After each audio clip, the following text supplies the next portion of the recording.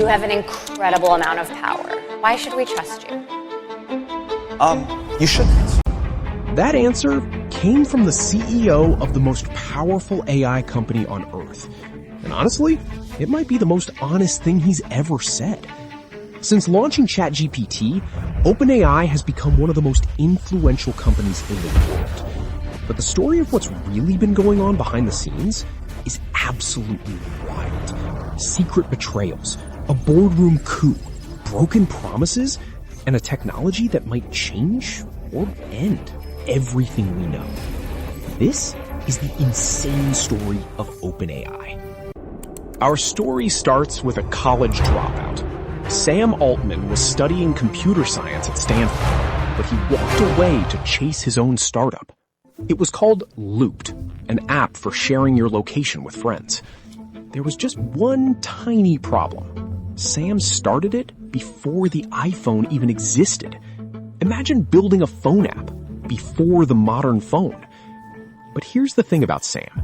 The man simply does not quit. He worked so obsessively, living off instant noodles and ice cream, that he actually developed scurvy. Scurvy! The pirate disease. In 2005, he joined the very first Y Combinator class, basically a boot camp for startups.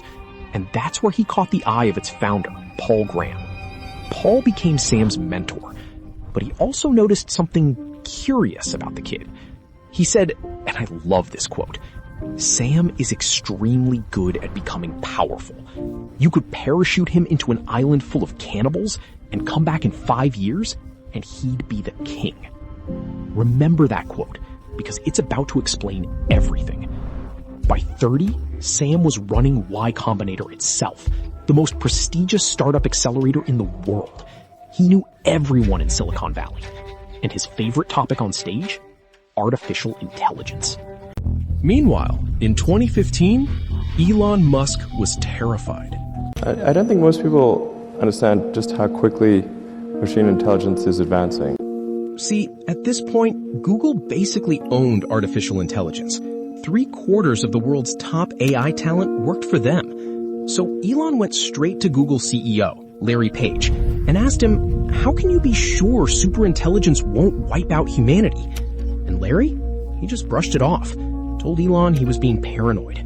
One company that has close to a monopoly on AI talent and computers, like scaled computing, and the person who's in charge doesn't seem to care about safety. This is not good. So Elon decided, if you can't slow them down, build a rival. That same year, 10 of the most influential people in tech sat down for a dinner that would change history. Elon Musk, Sam Altman, Greg Brockman, who helped build Stripe, and Ilya Sutskever, one of the most brilliant AI researchers alive. The plan? Build an AI lab to challenge Google. Elon pledged $1 billion, and OpenAI was born as a non-profit, because they believed mixing profit with a technology this dangerous could be catastrophic. What's the furthest thing from Google would be like a non-profit that is fully open, because Google was closed for profit. So that's why the open in OpenAI refers to open source. We don't want this to be sort of a profit maximizing demon from hell. Open, non-profit, for the good of humanity. Everything shared freely with the world. That was the promise. Hold on to that promise, because it's not going to survive this story. And in 2015, that promise felt revolutionary. The smartest minds on Earth working not for profit, but for all of us.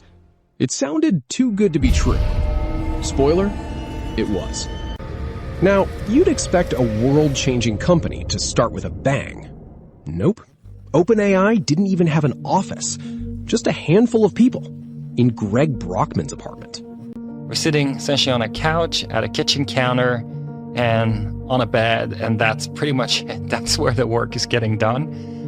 It's kind of crazy to think that, that's where something this big got started.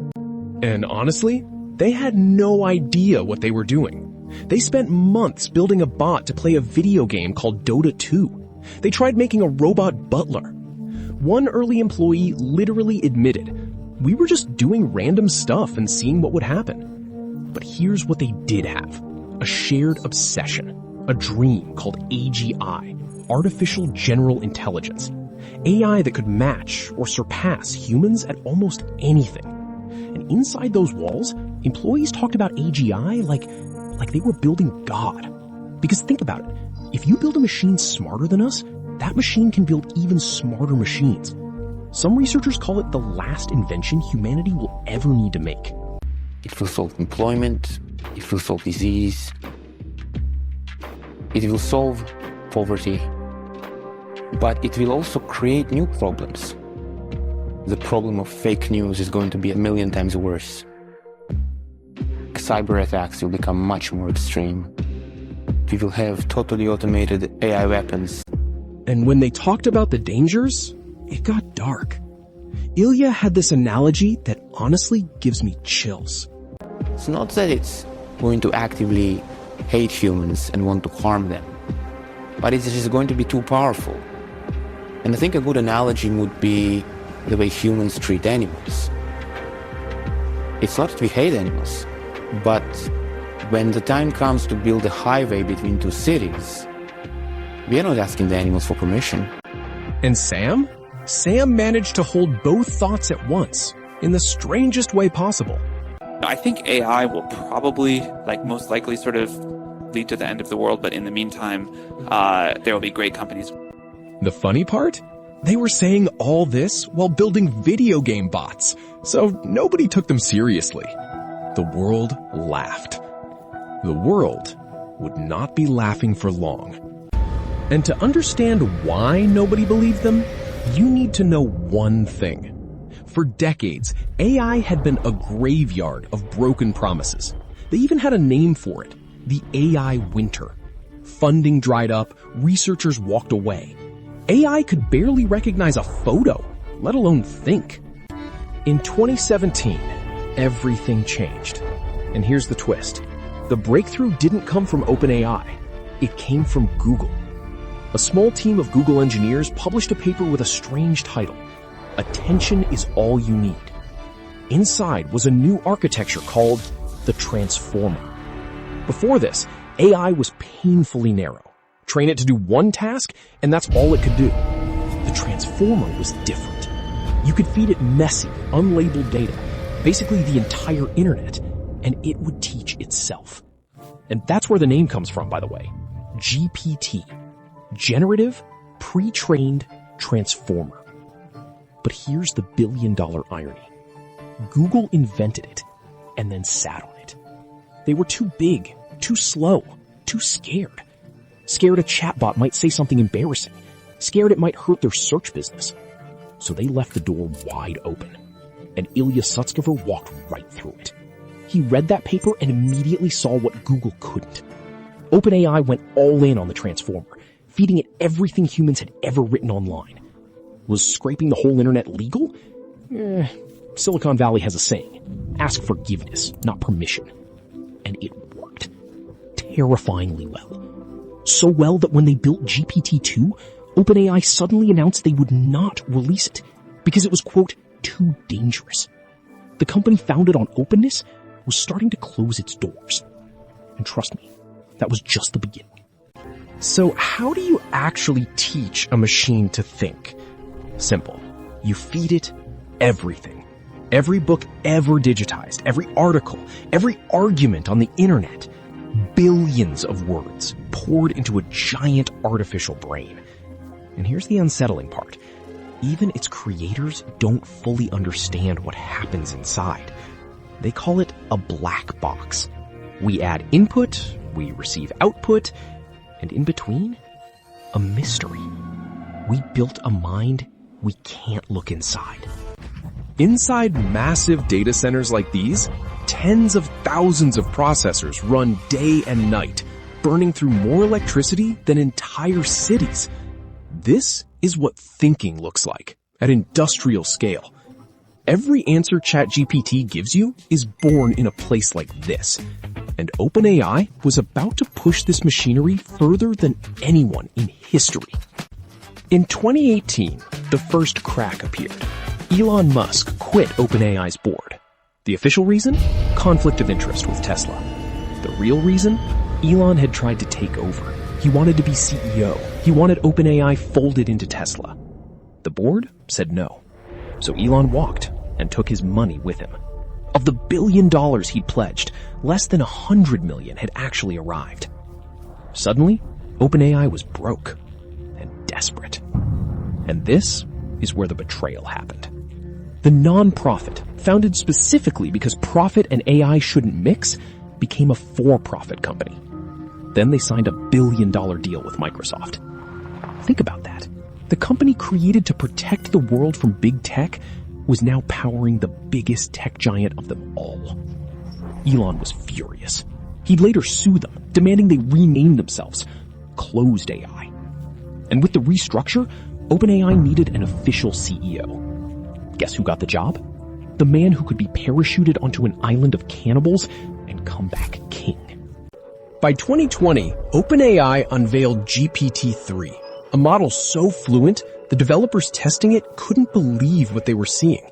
It could write essays, code, even poetry. The pieces were all in place.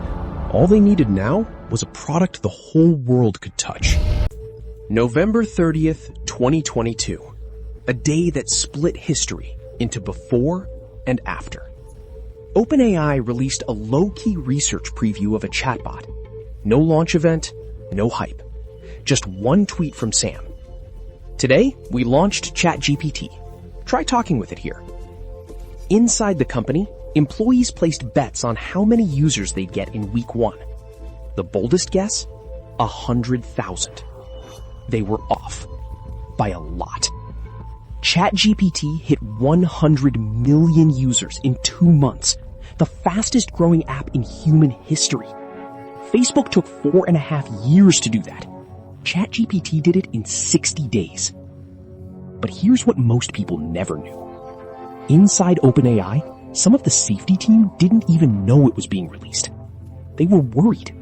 Hackers, scams, misinformation, hallucinations. The rocket had launched before everyone agreed it was safe to fly. Microsoft poured in another $10 billion. The entire tech industry scrambled to catch up. And Sam started talking about ending poverty and curing disease, telling world leaders this would be the most transformative and beneficial technology humanity has yet invented. He said there was nothing else he'd rather be working on. Less than 24 hours after saying those words, Sam Altman was fired. But behind the celebrations, something was breaking. The safety researchers, the very people hired to keep this technology in check, began to feel ignored. Some accused the company of choosing profit over safety. Others simply left. Several top researchers walked out to build a rival called Anthropic, dedicated to safer AI. The family was splitting apart, and the biggest explosion was still to come. Friday, November 17th, 2023. Sam gets a text from Ilya, his co-founder, his chief scientist. Join a video call. Sam clicks the link and finds the entire board waiting. Everyone except his best friend, Greg Brockman. And they tell him, "You're fired." Minutes later, he's locked out of his own computer. The board statement said Sam was not consistently candid. Corporate speak for, "He lied to us, and we don't trust him anymore." They said he'd claimed things were approved by the safety board that never were, that he tried to turn board members against each other, that he was building his own empire on the side, chip deals in the Middle East, a crypto project scanning people's eyeballs. But the most chilling theory? That Ilya, the safety guy, the true believer, had seen something inside the company that scared him. The internet exploded with one question. What did Ilya see? For one surreal weekend, the entire tech world held its breath. Investors panicked. Employees whispered. And online, millions refreshed their feeds, watching a $100 billion company tear itself apart in real time. Because everyone understood, whoever controlled OpenAI might control the future. And then, something nobody predicted. The employees revolted. But not against Sam, against the board. Greg resigned in solidarity. By the weekend, nearly all 800 employees had signed a letter. Bring Sam back or we all walk. Social media flooded with the same message. OpenAI is nothing without its people. And Sam? He replied to every single one with a heart emoji. Then Microsoft dropped the hammer. Fine, we'll hire Sam, Greg, and every employee who wants to follow. The board was cornered.